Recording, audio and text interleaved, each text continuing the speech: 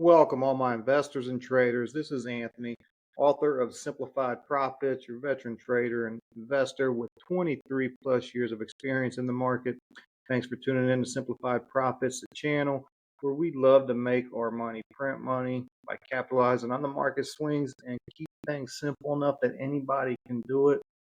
Just follow along with us. This will be a quick episode. It's 12/23 2023, the day before Christmas Eve. Not much going on. We're usually pretty chill the last month of trading and investing, as the market usually is. People usually let their winners continue to run, kind of avoid locking in those gains for tax purposes, and usually lock in the losses for tax purposes as well. So you can see the winners continue to run and the losers continue to drop. Kind of a weird month, but we will do some scanning. We'll go over what we did a couple weeks ago in the transparent account. Actually, it might have been about a week ago. And just a real quick look at the overall market going into next year, where we're at, where we think it'll stand. And we plan on capitalizing on a lot of swings next year. But first and foremost, just doing a quick Christmas scan. T-Mobile, ladies and gentlemen, is coming in as my favorite chart right now. Well, besides BWXT, guys know how I feel about that. It's definitely in my position. The new portfolio, which we'll get into, along with GTBIF, which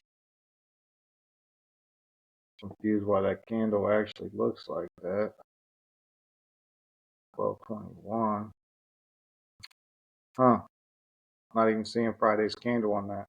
That is interesting. 12/22. Huh. Wow. TC2000. What is up?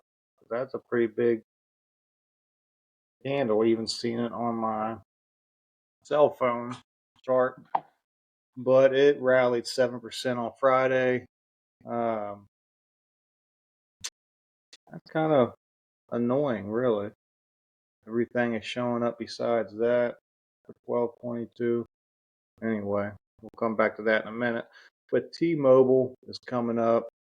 We haven't pulled back to the oversold condition. Now, usually we like seeing them hit the bottom Bollinger Band, but at the same time, it looks like it's catching the 20-day moving average as a little bit of support, and it may rally. Now, it's only about 3% to its next high, ladies and gentlemen, but it is a company. I believe the PE is roughly in the 20s. It pays about, I want to say, a 0.5% yield as far as dividends go.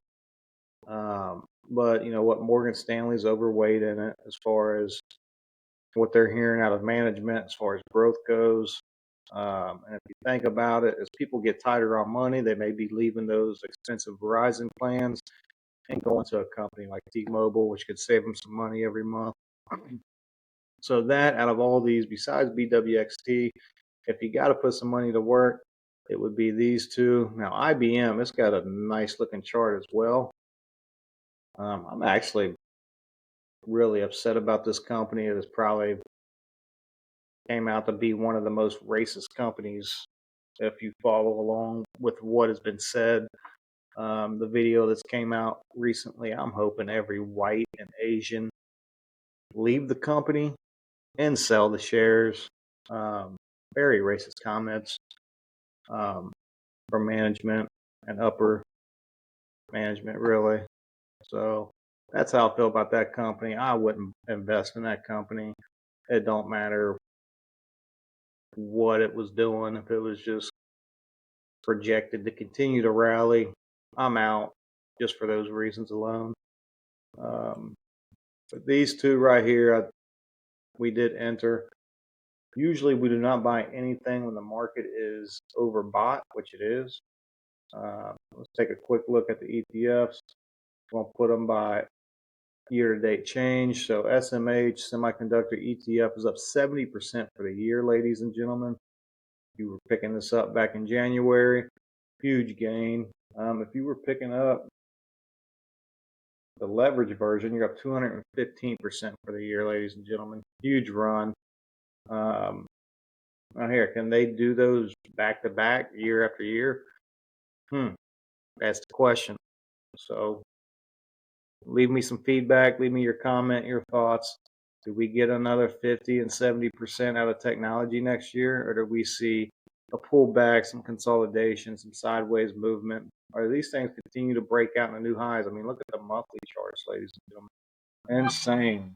It definitely broke out. And we said when it was hitting this area, SMH breaks out. You can see 180 pretty quickly, almost there, but we may see a pullback. I believe the market will just kind of trickle sideways, slightly up until January, and we see traders and investors coming back in, into the new year after taking the holidays off. And you'll probably see some people lock in some gains, see probably a swing down, and that'll be our opportunity to jump in and put some money to work. The Dow Jones, everything is overbought. Like I said, there's not much put any money to work as far as I'm concerned. We do have, like I said, a couple over here that came up in the scans as far as, so there's 595 bullish stocks in the high cap 1000. Only 57 of those are oversold and oversold and bullish and over the 200-day moving average. Things that meet our criteria for putting money to work. So out of those, T-Mobile is actually my favorite chart. I'm not really a buyer. Not enticing enough to throw money to work in. Right, there's going to be other opportunities coming up, especially when the market pulls back. We'll see a lot of these be oversold. But most importantly, we'll see these leveraged ETFs will start putting to work. Really excited about this one coming up next year. It's 4X of SPY. So yeah, as soon as that pulls back to the oversold condition, we'll be swinging that with our transparent account, which we'll take a look at here in a second. Ladies and gentlemen, there's not much to be going over the next couple weeks. I just wanted to kind of do this video just to keep you guys informed. Let you know I'm still alive, still paying attention.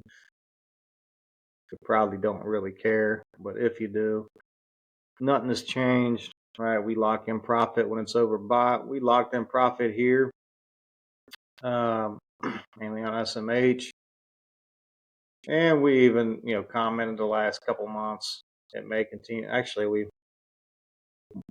basically telling people to buy again here because it was oversold. So basically locked in here, bought again here, had a 30% rally in SOXL, 42%. So ladies and gentlemen, real excited about the account we're going to do next year on these swings. It's going to be transparent as possible on how to build wealth, how to grow your account. Give me 1 minute. We'll swap over to that and take a look at what is actually going on in that account. All right, so this is our transparent account that we set up. Now, we didn't plan on buying anything until 2024, but with the pullback in these two positions I've been watching, we went ahead and entered them. And you can see in our first video on that channel, on that playlist, the details of it. But this is how these positions sit right now.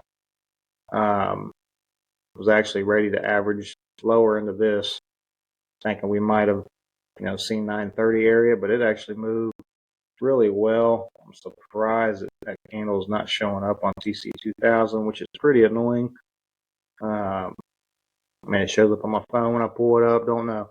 I'll have to dig into that. But anyway, had a 7% rally on Friday, 7.5%.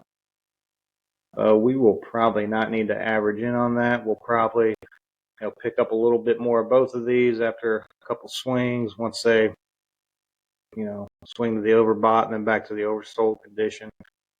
These are some of our favorite positions for the next few years. So we'll see how those transpire. We'll be doing some swing trading. We got half of our portfolio basically in cash, waiting for the market to pull back and start putting it to work. And coming January, we will be adding 20% of our income to this account. So we're going to see how quickly we can grow this baby come 2024, compounding profits and just stacking our income up. That's how you build wealth, ladies and gentlemen. That is all I got. I hope everybody has a very, very Merry Christmas. Have a good New Year. Other than that, I am out, ladies and gentlemen.